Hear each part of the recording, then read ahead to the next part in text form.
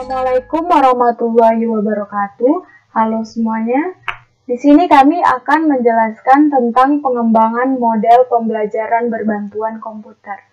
Yang pertama, saya Putih Salzabila akan menjelaskan tentang analisis situasi. Jadi, keadaan pandemi saat ini memaksakan kegiatan pembelajaran harus berjalan dari rumah. Pembelajaran dari rumah tersebut haruslah memanfaatkan teknologi agar pembelajaran dapat berjalan. Contoh teknologi yang sangat banyak dimanfaatkan saat ini adalah penggunaan situs belajar serta aplikasi conference. Selain itu, pengajar juga memanfaatkan komputer untuk membuat video pembelajaran maupun simulasi pembelajaran untuk digunakan di kelas secara online. Hal ini tentu semakin menunjukkan hubungan yang sangat erat antara teknologi serta komputer dengan pembelajaran. Selanjutnya, saya Valerina Dazikri akan menjelaskan tentang penggunaan aktif konferensi aplikasi. Berdasarkan dari data StartGo Analytics, pada analisis digital terkait dampak COVID-19, dinyatakan bahwa di Indonesia sebanyak 5 platform yang menawarkan aplikasi video konferensi. Penggunaannya selama Februari hingga Maret 2020 telah menunjukkan kenaikan signifikan seperti tabel grafik.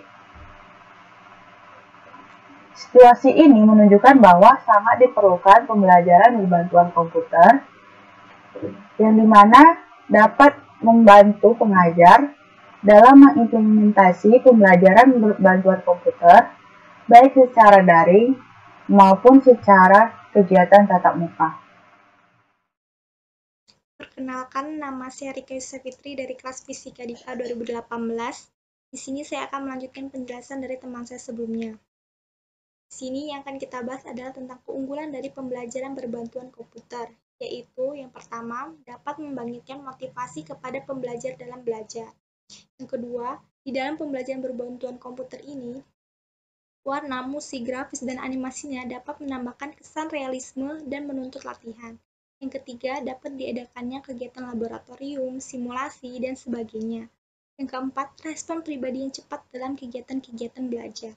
Yang kelima, penguatan yang tinggi. Yang keenam, kemampuan memori memungkinkan penampilan pembelajar yang telah lampau direkam. Nah, kemudian dapat dipakai dalam merencanakan langkah-langkah selanjutnya di kemudian hari. Sekian penjelasan dari saya, selanjutnya akan dilanjutkan oleh teman saya. Terima kasih. Untuk selanjutnya kita masuk ke prinsip pembelajaran berbantuan komputer. Yang pertama, menarik perhatian. Nah, menarik perhatian ini sangat perlu untuk meningkatkan partisipasi dan antusiasme peserta didik dalam pembelajaran. Sehingga dengan begitu mereka akan mengerahkan atau mengeluarkan potensi terbaik mereka dalam belajar. Kedua, menyampaikan tujuan pembelajaran. Menyampaikan tujuan pembelajaran ini sangat penting bagi efisiensi dan efektivitas dalam pembelajaran sehingga alokasi waktu yang ada dapat tergunakan dengan baik. Yang ketiga, terdiri dari langkah-langkah kecil. Ibaratkan tujuan pembelajaran itu adalah visi, maka langkah-langkah kecil ini merupakan misi-misinya. Sehingga untuk mencapai tujuan pembelajaran yang kita ibaratkan sebagai visi, kita harus membuat misinya yang merupakan adalah langkah-langkah kecil. Dan poin yang keempat, itu proses pembelajaran akan lebih cepat dan efisien dan menyenangkan bila siswa diberi informasi tentang kualitas penampilannya, mengorganisasikan kegiatan belajarnya sendiri, dan menimbulkan umpan balik bagi dirinya untuk membuat respon. Nah, untuk poin yang keempat ini saya kira sudah cukup jelas ya. Kita lanjut ke materi selanjutnya. Baiklah, di sini saya akan melanjutkan penjelasan dari teman saya mengenai idealitas penggunaan model PBK di masa pandemi.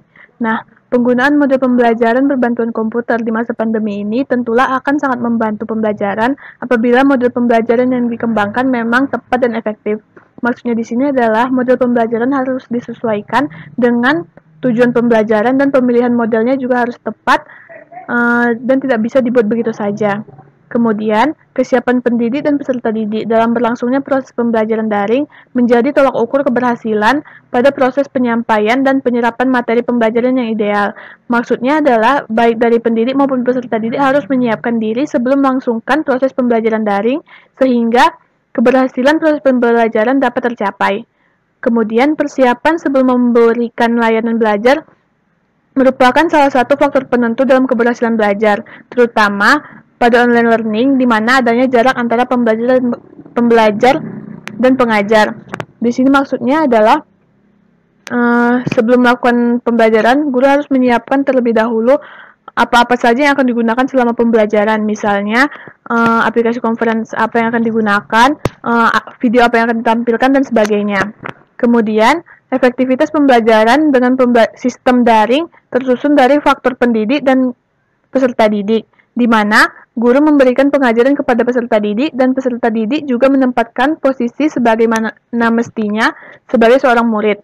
Nah, contohnya di sini adalah guru dapat menyiapkan video pembelajaran dengan menggunakan aplikasi-aplikasi yang mendukung pembuatan video pembelajaran dengan menggunakan komputer. Demikian presentasi dari kelompok kami. Lebih dan kurangnya saya mohon maaf. Assalamualaikum warahmatullahi wabarakatuh.